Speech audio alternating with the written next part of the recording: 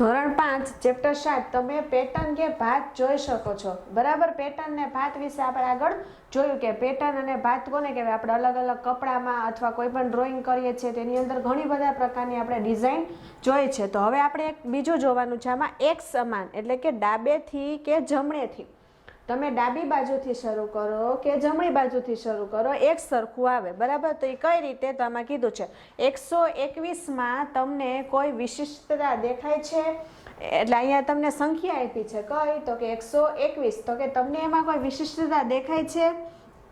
પછી આમાં એમ કહે છે કે જુઓ તેને આગળથી કે પાછળથી એટલે કે સીધી અથવા ઉલટી વાંચશું તો તે સમાન જ છે બરાબર। હવે એને તમને પૂછ્યું કે કાંઈ વિશિષ્ટતા દેખાય છે તો આ એમ કહે છે કે શું તે માત્ર સંખ્યા છે એમ। પછી આ એમ કહે છે કે તેને તમે વાંચો આગળથી વાંચશો કે પાછળથી વાંચશો બરાબર। તો એ શું થશે એક સરખી જ વચાશે। તમે જો અહીંથી વાંચશો તો 121 જ થશે અને જમણી આમથી વાંચશો તો શું થશે 121, એટલે કે ડાબી બાજુથી શરૂ કરશો કે જમણી બાજુથી શરૂ કરશો અથવા તો સીધી રીતે વાંચશો અથવા તો ઊંધેથી વાંચશો તો શું આવશે એક સરખું જ વચાશે। અરે હા, તે જમણી તરફથી ડાબી તરફ પણ 1 2 એક જ છે બરાબર। હવે આપણે આમ વાંચીએ, જો અહીંયા વાંચીએ તો શું છે 1 2 અને 1 એ આપણે સીધું વાંચ્યું બરાબર।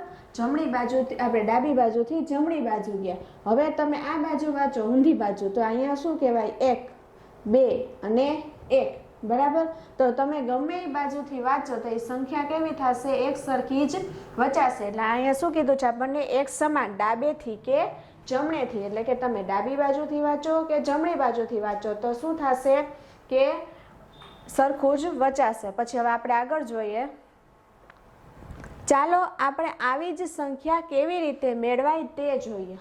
હવે આવી બધી સંખ્યા હોય ને એને કેવી સંખ્યા કહેવાય વિશિષ્ટ સંખ્યા। કઈ રીતે તો કે તમે એને ગમે એ જગ્યાએથી વાંચો ડાબી બાજુથી જમણી બાજુથી સરખું જ વચાશે, એટલે આવી સંખ્યાને કેવી સંખ્યા કહેવાય તો કે વિશિષ્ટ સંખ્યા કહેવાય છે। તો હવે આવી સંખ્યાઓ આપણે બનાવી છે તો કઈ રીતે બનાવાશે તો તમને શીખવાડ્યું। તો પહેલું કીધું છે કોઈ એક સંખ્યા લો, જેમ કે 43 તમને લઈને આપ્યા છે બરાબર। હવે એ સંખ્યાને શું કીધું છે તો કે હવે આ સંખ્યાના અંકોને ઉલટા ક્રમમાં ગોઠવો। પહેલા કોઈ એક સંખ્યા લેવાની, એમાં આપણે 43 લીધી, હવે એને ઉલટા ક્રમમાં ગોઠવશું, એટલે કે 4 આગળ છે તો પાછળ વયા જાય, 3 પાછળ છે તો આગળ વયા જાય, એટલે કે 34 થઈ ગઈ। હવે તો હવે આ બે સંખ્યાનો સરવાળો કરો, એટલે હવે આપણે આ બે સંખ્યાનો શું કરશું સરવાળો, કે જો અહીંયા 4 ને 3 7 અને 4 ને 3 7, તો બેનો સરવાળો શું આવ્યો તો કે 77। તો હવે જો 77 એ એક વિશિષ્ટ સંખ્યા છે, તેના જેવી બીજી ઘણી સંખ્યાઓ છે। એ શું કામ એને 77 છે વિશિષ્ટ થઈ, કારણ કે તમે એને અહીંથી આગળથી વાંચશો કે પાછળથી વાંચશો બરાબર, સીધી રીતે કે ઊંધેથી, બેમાં શું વચાશે, અહીંયાથી વાંચશો તો એ આ 7 જ કહેવાશે અને આ 7 જ કહેવાશે, અને આ બાજુથી વાંચશો તો આ 7 કહેવાશે અને આ 7 કહેવાશે, એટલે 77 છે એ કેવી સંખ્યા થઈ તો કે વિશિષ્ટ સંખ્યા। તો આ વિશિષ્ટ સંખ્યા કઈ રીતે મળી તો કે એના માટે આપણે શું કર્યું, પહેલા એક સંખ્યા લીધી, એ સંખ્યાને શું કરવાનું તો કે એને ઉલટા ક્રમમાં ફેરવી નાખવાનું અને પછી બે સંખ્યાનો શું કરવાનો સરવાળો કરવાનો। તમને દર વખતે આવી જ રીતની સંખ્યા મળી જાય એવું જરૂરી નથી બરાબર, પણ ન મળે તો શું કરવાનું તો એના માટે તમને બીજી રીતે આપી છે। એમાં પહેલા આમ જ કરવાનું કે પહેલા એક સંખ્યા લેવાની, કઈ લીધી છે આમાં 48। હવે તો કે હવે એને ઉલટા ક્રમમાં ગોઠવવાનું, 48 નું ઊંધું શું થાય તો કે 84, 8 પાછળ છે તો આગળ આવી ગયા, 4 આગળ છે તો પાછળ વયા ગયા બરાબર। તો હવે કીધું છે કે આ બે સંખ્યાનો સરવાળો કરો, તો સરવાળો કરીએ તો કેટલો થાય 8 ને 4 12, 12 નો શું થાય તો કે બગડો, વધી પડી 1, પછી 4 ને 1 5 અને 8 ને 5 13, તો સરવાળો શું આવ્યો 832। આપણને શું કીધું છે અહીંયા સરવાળો કરવાનું કીધું, તો સરવાળો કર્યો એટલે 132 આવ્યો। હવે 132 ને તમે વાંચો, આ બાજુથી વાંચશો તો શું થશે 1 3 અને 2 બરાબર, સીધી રીતે વાંચું તો આમ થયું, ઊંધેથી વાંચશો તો શું થશે 2 3 અને 1। તો બે બાજુથી તમે ડાબી બાજુથી વાંચો કે જમણી બાજુથી વાંચો, બે બાજુથી સરખું વચાય છે તો કે નથી વચાતું, તો 132 છે એ વિશિષ્ટ સંખ્યા કહેવાશે નહીં।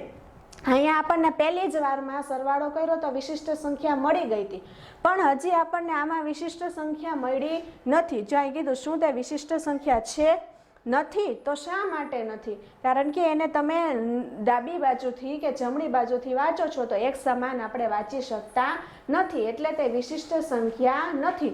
હવે તો કે હજી વિશિષ્ટ સંખ્યા નથી તો શું કરશું આપણે? છેલ્લે તો આપણે એવી જ સંખ્યા વિશિષ્ટ સંખ્યા ગોતવાની, બરાબર, કે આવી રીતનું થવું જોઈએ. તો શું થાય? તો આપણે હજી એ જ સંખ્યા લેવાની. 132 આપણે એ સંખ્યા લીધી. હવે શું કરવાનું? તો કે આ 132 ને આપણે ઉલટાવી દેશું. તો 2 પાછળ છે એટલે આગળ, 3 વચ્ચે છે એમના ને 1 આગળ છે એ પાછળ વયા ગયા. હવે તો કે આ સંખ્યાને આપણે ઉલટાવી દીધી. તો હવે શું કરશું? આ બે સંખ્યાનો સરવાળો. તો સરવાળો કરીએ તો 2 ને 1 3, 3 ને 3 6 અને 1 ને 2 3. તો હવે તમે આ સંખ્યાને વાંચો, સરવાળો કર્યા પછી અહીંથી વાંચો તો 3 6 3, બરાબર. આગળથી વાંચ્યું તો એમ જ થયું. હવે ઊંધેથી આપણે વાંચીએ તો તો 3 6 અને 3, બરાબર. તો આ સંખ્યા છે 363 એ વિશિષ્ટ સંખ્યા કહેવાય, બરાબર. એટલે આપણને એવી રીતના એમ કીધું હોય કે તમારે કોઈ પણ એક સંખ્યા લઈને વિશિષ્ટ સંખ્યા ગોતવાની છે. તો શું કરવાનું? આપણે જ્યાં સુધી વિશિષ્ટ સંખ્યા ન મળે ત્યાં સુધી આની આ પ્રક્રિયા કર્યા કરવાની. સંખ્યા લીધી એને ઉલટાવી દેવાની અને એનો સરવાળો કરવાનો.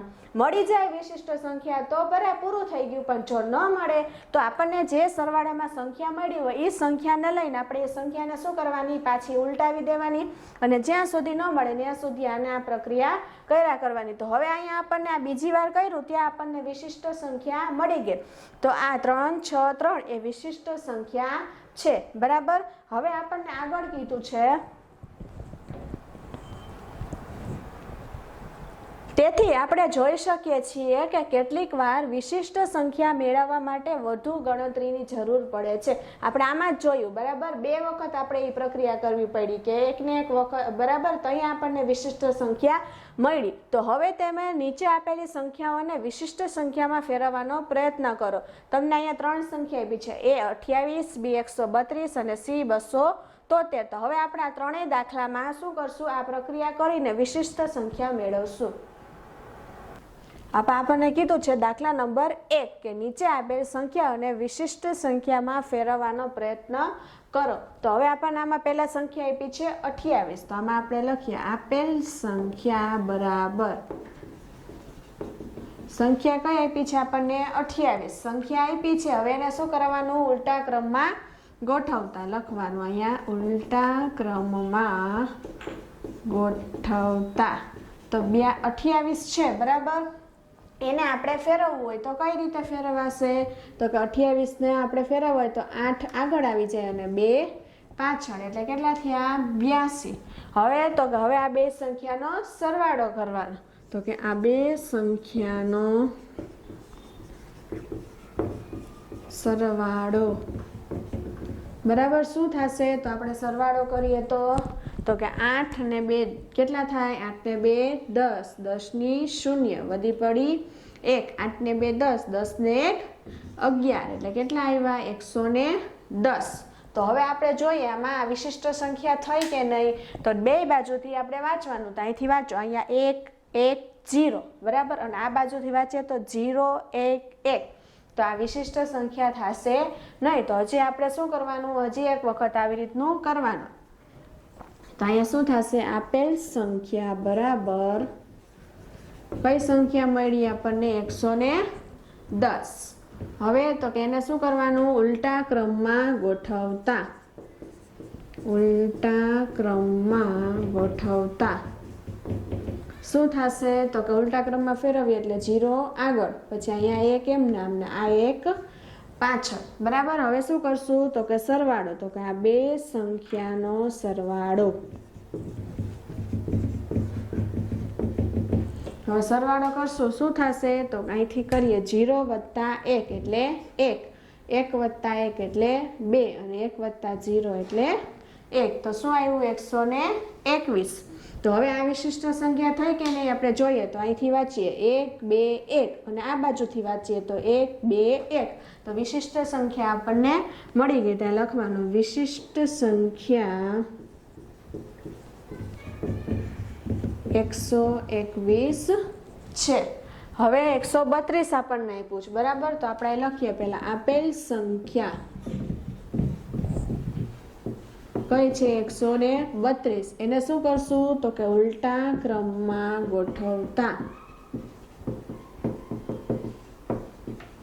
તો 2 પાછળ છે ક્યાં આવી જશે આગળ, 3 એમનેમ ને 1 આગળ છે તો પાછળ. હવે શું કરશું તો કે આ 2 સંખ્યાનો સરવાળો.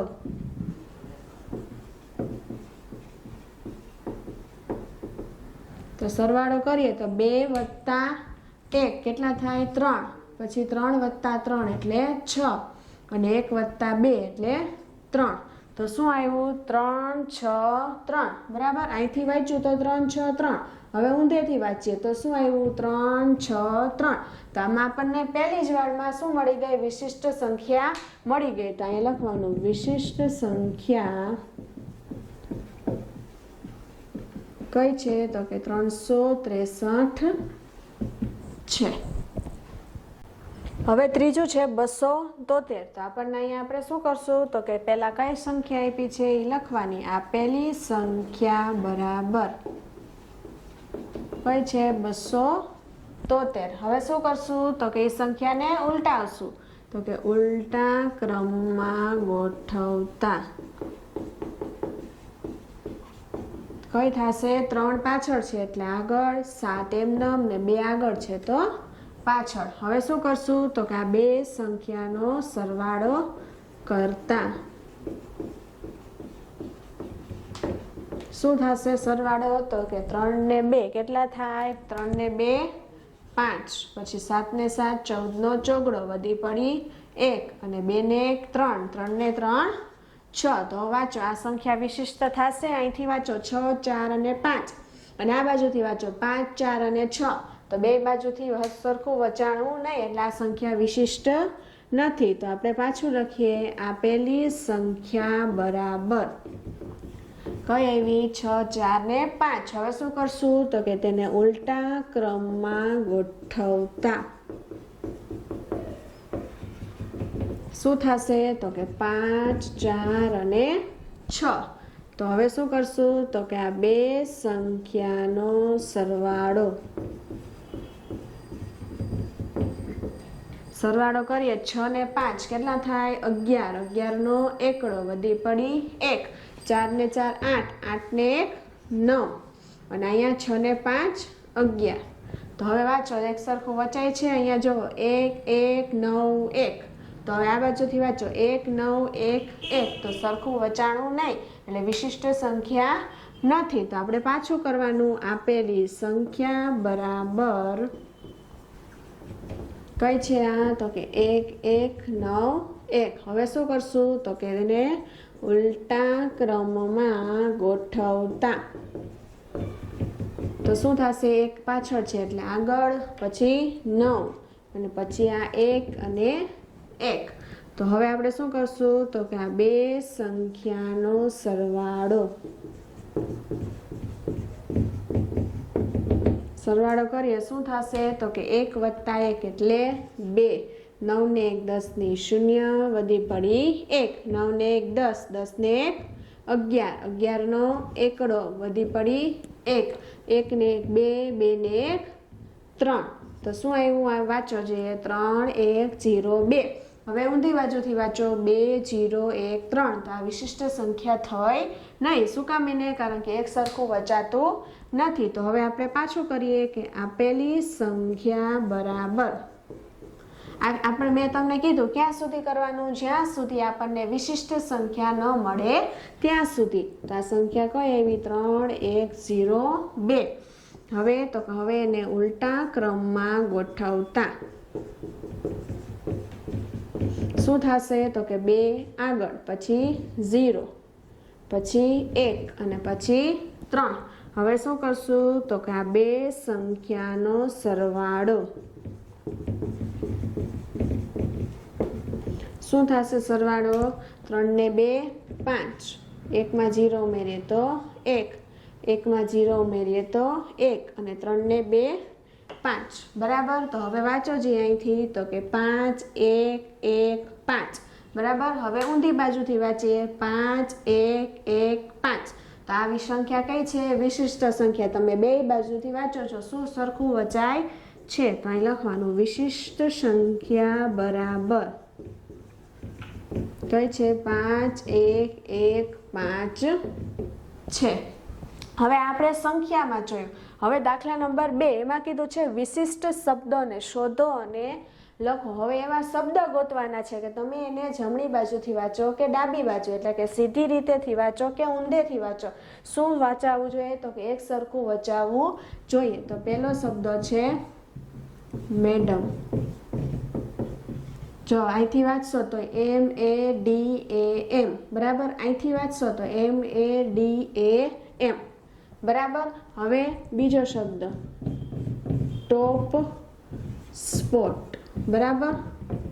હવે અહીંયાથી વાંચો TOP બરાબર, SPOT બરાબર। હવે આ ઊંધેથી વાંચીએ તો પહેલા શું આવે છે TOP આવ્યું તો હા, પછી SPOT બરાબર।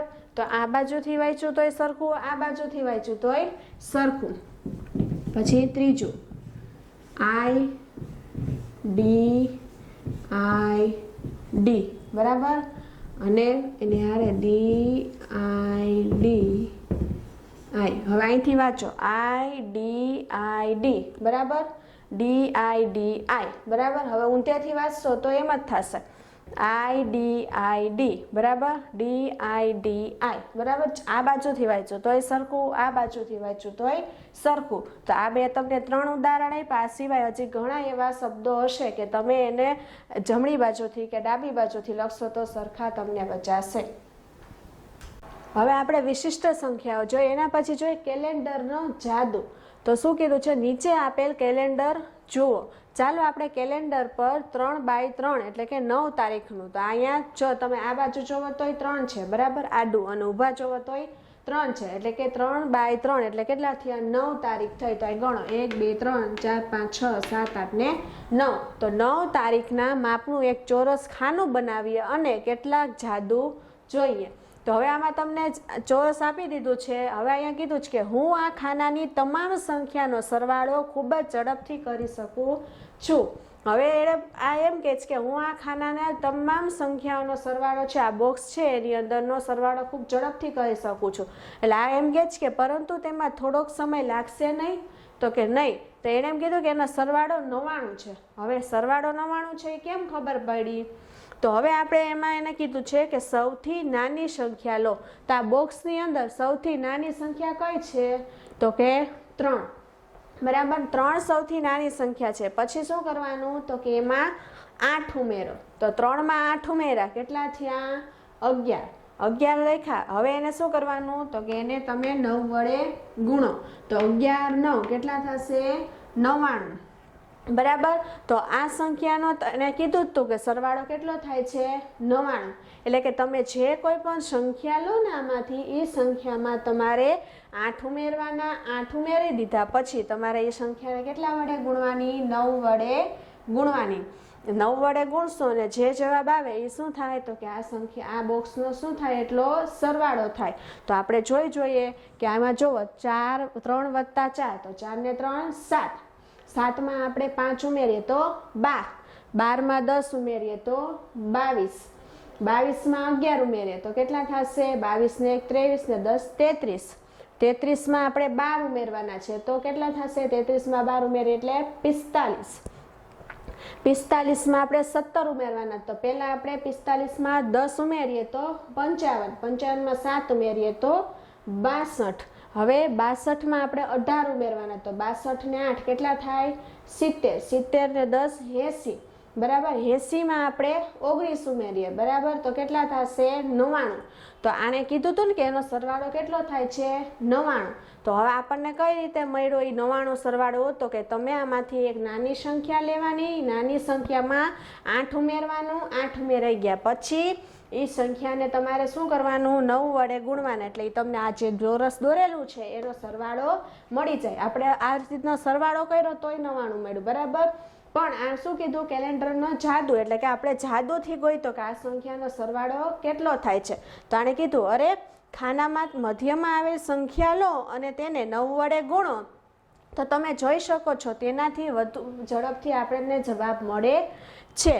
હવે કીધું છે કે તમે કેલેન્ડરમાંથી 3x3 માપનું ખાનું લો અને તમામ સંખ્યાનો સરવાળો આ જ રીતે કરો અને આ રમત તમારા પરિવારના વ્યક્તિ સાથે રમો. એટલે કે તમારે હવે આવી રીતનું બીજું કેલેન્ડર લઈ એમાં જ તમે આમાં જેમ ચોરસ દોર્યું હતું 3x3 બરાબર, એ રીતનું ચોરસ દોરો અને પછી તેમાં તમે આ રીતની રમત રમો અને તમારા પરિવારના લોકો સાથે પણ રમો. તો તમને શું જોવા મળશે? તો કે આખું જે ચોરસ જોયું એનો સરવાળો એટલે કે કેલેન્ડરનું જાદુ જોવા મળે છે.